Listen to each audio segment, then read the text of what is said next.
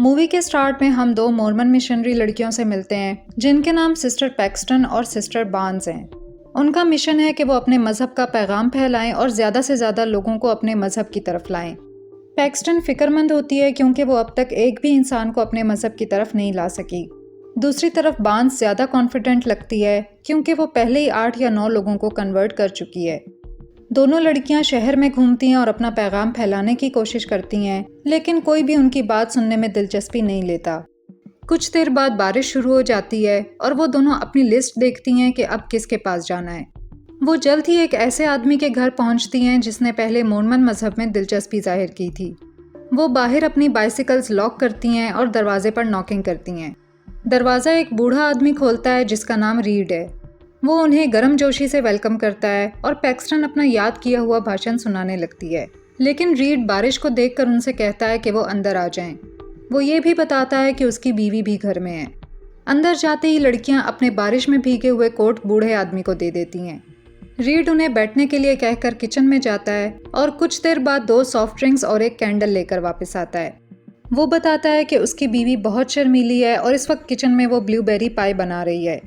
लड़कियां जो पाई की खुशबू महसूस कर सकती हैं कहती हैं कि उसे भी कमरे में होना चाहिए। रीड उन्हें यकीन दिलाता है कि वो जल्द आ जाएगी। फिर वो लड़कियों से उनकी पर्सनल लाइफ्स के बारे में पूछने लगता है। वो खुशी खुशी जवाब देती हैं और पैक्सटन यहाँ तक बताती है कि वो दोबारा जन्म लेकर तितली बनना चाहती है ताकि अपने पसंदीदा लोगों के साथ रह सके। लेकिन फिर बूढ़ा आदमी अचानक एक अजीब सवाल पूछ लेता है कि वो एक से ज़्यादा शादियों के बारे में क्या सोचती हैं। लड़कियां वाज़ेह तौर पर इसके खिलाफ होती हैं, तो रीड कहता है कि जोसेफ स्मिथ जो मोर्मन रिलीजन का फाउंडर था, उसने कई औरतों से ताल्लुकात कायम किए थे जिसकी वजह से एक से ज़्यादा शादियों का रिवाज शुरू हुआ। वो दावा करता है कि स्मिथ ने दूसरे मोर्मन मर्दों को भी एक से ज़्यादा शादियां करने के लिए इनकरेज किया। इसीलिए रीड का मानना है कि ये पूरा मजहब जहन साजी यानी ब्रेन वॉशिंग पर कायम है। बातों के दौरान बार्न्स उसकी बीवी के बारे में पूछती है तो रीड कहता है कि वो उसे बुलाने जा रहा है। जैसे ही वो कमरे से बाहर निकलता है, बार्न्स जलती हुई कैंडल को गौर से देखती है और हैरान रह जाती है जब उसे एहसास होता है कि ब्लूबेरी पाई की खुशबू किचन से नहीं बल्कि इसी कैंडल से आ रही है। लेकिन इससे पहले कि वो ये बात पैक्सटन को बता सके, बूढ़ा आदमी वापस आ जाता है और उनसे कहता है कि वो उसके साथ अंदर चलें जहाँ उसकी बीवी उनका इंतज़ार कर रही है। लेकिन अंदर जाने से पहले बार्न्स ऐसा जाहिर करती है जैसे उसे अपने सीनियर की कॉल आ रही हो, तो रीड उन्हें कुछ वक्त दे देता है। फिर बार्न्स घबरा कर पैक्सटन से कहती है कि उन्हें फ़ौरन यहाँ से निकलना चाहिए क्योंकि उसे इस आदमी में कुछ अजीब लग रहा है। वो जल्दी से मेन दरवाजे की तरफ बढ़ती हैं, लेकिन फिर उन्हें याद आता है कि उनकी बाइसिकल्स की चाबी बार्न्स के कोट में है। इसके बावजूद वो दरवाज़ा खोलने की कोशिश करती हैं, लेकिन वो बंद होता है और जितनी भी कोशिश करें वो उसे खोल नहीं पाती। पैक्सटन चर्च में किसी को फ़ोन करने की कोशिश करती है, लेकिन सिग्नल नहीं आता, जो कि बहुत अजीब बात है। इसी लम्हे अचानक लाइट चली जाती है और कोई और रास्ता ना देखकर लड़कियां रीड को ढूंढने का फैसला करती हैं ताकि उससे मदद मांग सकें। वो अंधेरे रास्ते में चलती हैं और जल्द ही एक स्टडी रूम में पहुंचती हैं जहां 2 और दरवाजे होते हैं। वहीं उन्हें रीड नज़र आता है।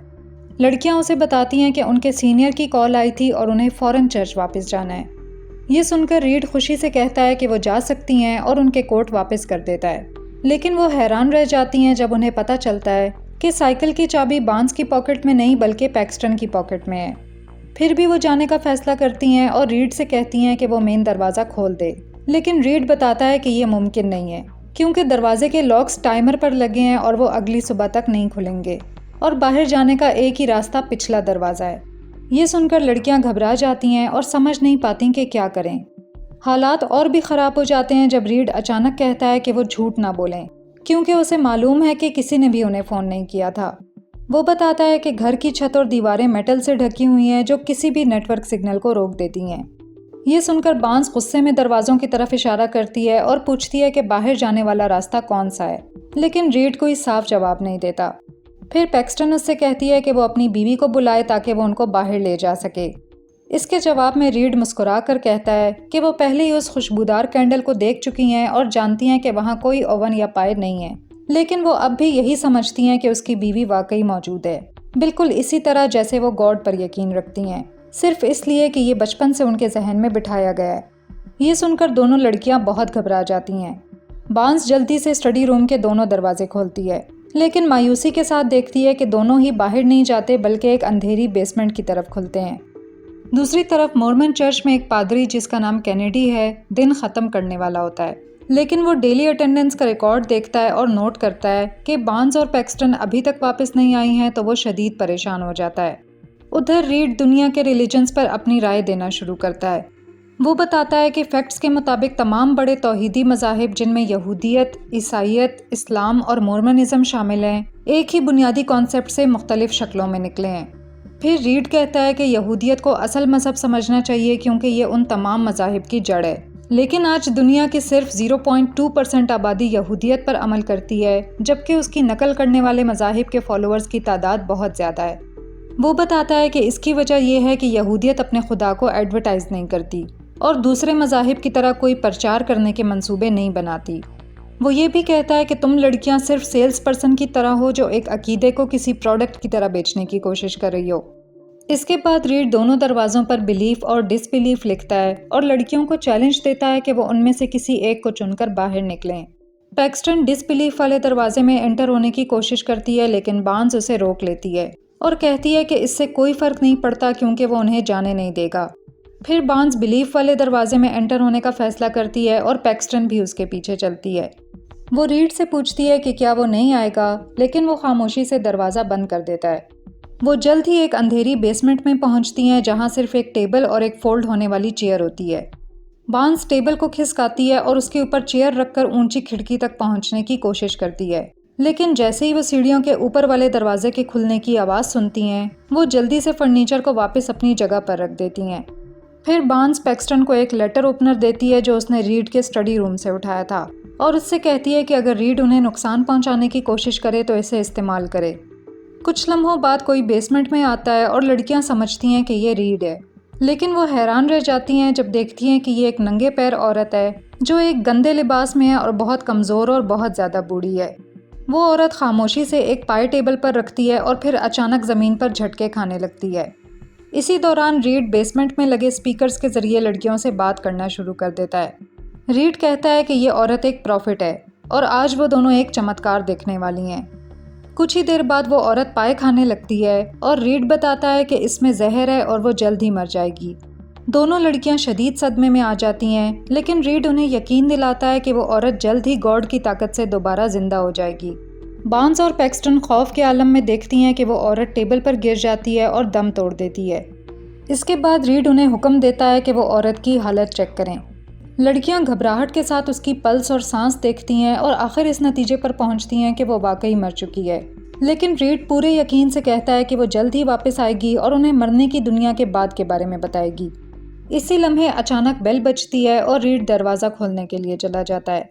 لڑکیاں زور زور سے چیخنے لگتی ہیں لیکن ان کی آواز مین دروازے تک نہیں پہنچتی۔ ادھر گھر کے باہر برفانی طوفان میں کھڑے انسان کا چہرہ نظر آتا ہے۔ وہ کینیڈی ہوتا ہے۔ کینیڈی پوچھتا ہے کہ کیا ریڈ نے چرچ کی لڑکیوں کو دیکھا ہے جو اسے ملنے آنے والی تھیں، لیکن ریڈ جواب دیتا ہے کہ اس نے انہیں نہیں دیکھا اور وہ اس کے گھر نہیں آئی تھیں۔ دوسری طرف لڑکیاں بیسمنٹ کے بند دروازے کے نیچے موجود چھوٹے سے گیپ سے دیکھتی ہیں اور ایک میچ باکس کو قالین پر پڑا ہوا پاتی ہیں۔ وہ فیصلہ کرتی ہیں کہ قالین کو آگ لگا دیں، اس امید میں کہ دھواں کینیڈی کی توجہ اپنی طرف کر لے گا۔ باہر کینیڈی ریڈ کو پریشان کرنے پر معذرت کرتا ہے اور واپس جانے کا فیصلہ کرتا ہے جبکہ ریڈ اسے دیکھتا رہتا ہے۔ ادھر بیسمنٹ میں لڑکیاں آہستہ آہستہ قالین کو سیڑھیوں کی طرف کھینچتی ہیں اور آخر میچ باکس تک پہنچنے میں کامیاب ہو جاتی ہیں، لیکن جب وہ سیڑھیوں سے نیچے آتی ہیں تو پیکسٹن دیکھتی ہے کہ عورت کی لاش اپنی اصلی جگہ سے تھوڑی سی ہل چکی ہے۔ بارنز اس کی بات کو اگنور کرتی ہے اور ماچس جلانے پر توجہ دیتی ہے، لیکن وہ اسے جلانے میں ناکام رہتی ہے۔ اچانک وہ مردہ عورت حرکت میں آ جاتی ہے اور الٹی کرنے لگتی ہے۔ پھر وہ اچانک بولنا شروع کرتی ہے اور بتاتی ہے کہ اس نے مرنے کے بعد کیا دیکھا۔ آخر میں وہ ایک ہی جملہ دہراتی ہے کہ یہ حقیقت نہیں ہے۔ اسی لمحے ریڈ بھی بیسمنٹ میں آ جاتا ہے اور اس عورت کو لڑکیوں سے دور کھینچ لیتا ہے۔ وہ کہتا ہے کہ جو الفاظ انہوں نے ابھی سنے ہیں وہ مقدس ہیں اور انہیں مذہبی کتابوں میں لکھا جائے گا۔ پھر وہ لڑکیوں کو اکساتا ہے کہ وہ بھی مر کر زندگی کے بعد کے رازوں کو جان سکتی ہیں۔ وہ دعویٰ کرتا ہے کہ اس سے انہیں واضح جواب مل جائے گا کہ مرنے کے بعد کی دنیا کا کوئی وجود نہیں، لیکن بارنز بحث کرتی ہے کہ جو کچھ اس عورت نے دیکھا وہ صرف ایک وہم تھا جو موت کے قریب ہونے کی وجہ سے ہوا۔ وہ بتاتی ہے کہ جب وہ چھوٹی بچی تھی تو فوڈ پوائزننگ کی وجہ سے شدید بیمار ہو گئی تھی اور اسے مردہ قرار دیا گیا تھا۔ اس وقت بارنس نے بھی وہی چیزیں دیکھی تھیں جو اس عورت نے بتائیں، لیکن پھر وہ زندگی کی طرف واپس آ گئی۔ یہ کہہ کر وہ پیکسٹن کو اشارہ کرتی ہے کہ حملہ کرے، لیکن اس سے پہلے کہ پیکسٹن کچھ کر سکے، ریڈ اچانک چاقو سے بارنس کا گلا کاٹ دیتا ہے۔ یہ منظر دیکھ کر پیکسٹن شدید گھبرا جاتی ہے اور گھبراہٹ میں دروازہ پیٹتے ہوئے زور زور سے مدد کے لیے چیخنے لگتی ہے، لیکن ریڈ سکون سے اسے دیکھتا رہتا ہے اور کہتا ہے کہ اسے ڈرنے کی ضرورت نہیں ہے۔ وہ دعویٰ کرتا ہے کہ بارنس کسی بھی لمحے دوبارہ زندہ ہو جائے گی، بالکل اسی طرح جیسے وہ پہلے والی عورت ہوئی تھی۔ لیکن کچھ منٹ گزر جاتے ہیں اور بارنس واپس نہیں آتی۔ تبھی ریڈ اس کا دایاں بازو چیر کر اندر سے ایک میٹل کا ٹکڑا نکال لیتا ہے۔ پھر وہ پیکسٹن کو وہ میٹل کا ٹکڑا دکھاتا ہے اور دعویٰ کرتا ہے کہ یہ ایک مائکرو چپ ہے۔ وہ کہتا ہے کہ بارنس حقیقت میں ایک انسان نہیں بلکہ ایک کمپیوٹر پروگرام تھی جو اس دنیا کی سیمولیشن میں ڈالی گئی تھی، اور یہی وجہ ہے کہ بارنس دوبارہ زندہ نہیں ہو سکتی۔ وہ مزید کہتا ہے کہ یہ دنیا صرف ایک سیمولیشن ہے اور اصل دنیا تک پہنچنے کا واحد راستہ موت ہے۔ پھر وہ پیکسٹن کو خودکشی کرنے پر اکساتا ہے، لیکن پیکسٹن سوچتی ہے کہ یہ میٹل کا ٹکڑا اصل میں ایک برتھ کنٹرول امپلانٹ ہے۔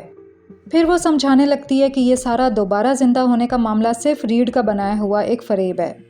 سب کچھ باریکی سے دیکھنے کے بعد پیکسٹن کہتی ہے کہ جب کینیڈی کی وجہ سے ان کا دھیان ہٹ گیا تھا تو ایک دوسری عورت خفیہ دروازے سے باہر آئی تھی جس نے مرنے والی عورت کی طرح کپڑے پہنے ہوئے تھے۔ یہ عورت مردہ عورت کی جگہ پر آ گئی اور ریڈ کے لکھے ہوئے اسکرپٹ کو دہرانے لگی، لیکن اس نے بغیر سوچے سمجھے ایک ایسا جملہ بول دیا جو ریڈ کے اسکرپٹ میں شامل نہیں تھا، اور کہہ دیا کہ یہ حقیقت نہیں ہے۔ اس لیے بارنس کا قتل اور پیکسٹن کو نقلی دنیا کے وجود کا یقین دلانے کی ریڈ کی کوشش، سب کچھ اس کے ناکام پلان کو چھپانے کے لیے گھڑا گیا تھا۔ یہ سب کہنے کے بعد پیکسٹن بیسمنٹ میں چھپے ہوئے دروازے ڈھونڈنے لگتی ہے۔ آخر اسے ایک خفیہ دروازہ مل جاتا ہے جو ایک اور بیسمنٹ کی طرف کھلتا ہے۔ ریڈ اسے وارن کرتا ہے کہ وہ اندر نہ جائے جب تک کہ وہ سچے مذہب کو ڈھونڈنے کے لیے تیار نہ ہو، لیکن ان سب واقعات کے باوجود پیکسٹن آگے بڑھنے کا فیصلہ کرتی ہے کیونکہ وہ حقیقت جاننا چاہتی ہے۔ پھر وہ ایک سرنگ سے نیچے اترتی ہے اور وہاں ایک عورت کی لاش دیکھتی ہے جو اس کی باتوں کو سچ ثابت کرتی ہے۔ اسی دوران ریڈ دروازہ بند کر دیتا ہے، لیکن پیکسٹن اپنے موبائل کی روشنی کا استعمال کر کے مزید گہرائی میں چلتی رہتی ہے۔ وہ سرنگوں کی کھوج شروع کر دیتی ہے اور کئی دروازے اور کمرے دیکھتی ہے جو خفیہ نشانات اور شیطانی رسومات کے نشانات سے بھرے ہوتے ہیں۔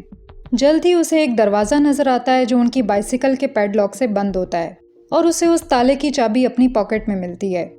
دروازہ کھولنے کے بعد وہ بہت گھبرا جاتی ہے کیونکہ اندر ایک ٹھنڈا اسٹور روم ہوتا ہے جہاں کمزور عورتیں چھوٹے پنجروں میں قید ہوتی ہیں۔ اسی لمحے ریڈ وہاں پہنچتا ہے اور پیکسٹن سے پوچھتا ہے کہ کیا اب اسے سمجھ آ گیا ہے کہ سچا مذہب حقیقت میں کیا ہے۔ جواب میں پیکسٹن کہتی ہے کہ جب ریڈ انہیں لیونگ روم میں اکیلا چھوڑ کر گیا تھا تو وہ دراصل باہر جا کر ان کی بائسیکلز لے آیا تھا تاکہ اگر کوئی انہیں ڈھونڈنے آئے تو ان کا کوئی سراغ نہ ملے۔ انہیں لگا تھا کہ ریڈ نے غلطی سے چابی غلط پاکٹ میں ڈال دی ہے، لیکن اس نے یہ سب جان بوجھ کر کیا تھا کیونکہ اس نے پہلے سے ہر چیز پلان کی ہوئی تھی تاکہ پیکسٹن کو اسی جگہ تک پہنچایا جا سکے، کیونکہ وہ اپنی مرضی سے یہاں تک نہیں پہنچی۔ وہ مزید بتاتی ہے کہ ریڈ چاہتا تھا کہ وہ سمجھے کہ وہ اس وقت یہاں صرف اس لیے کھڑی ہے کیونکہ ریڈ چاہتا تھا کہ وہ یہاں ہو، یعنی آخر پیکسٹن کو سچا مذہب مل گیا ہے اور وہ ہے قابو کرنا، یعنی کنٹرول۔ یہ سن کر ریڈ امپریس ہوتا ہے اور تسلیم کرتا ہے کہ پیکسٹن بالکل صحیح کہہ رہی ہے۔ وہ دعویٰ کرتا ہے کہ یہاں موجود کوئی بھی عورت زبردستی نہیں لائی گئی، بلکہ ان کے اپنے عقائد اور فیصلے ہی انہیں اس انجام تک لے کر آئے ہیں۔ اس کے بعد ریڈ ایک عورت کی انگلی کاٹ دیتا ہے کیونکہ اسی نے پہلے اس کے لکھے ہوئے اسکرپٹ سے ہٹ کر بات کی تھی۔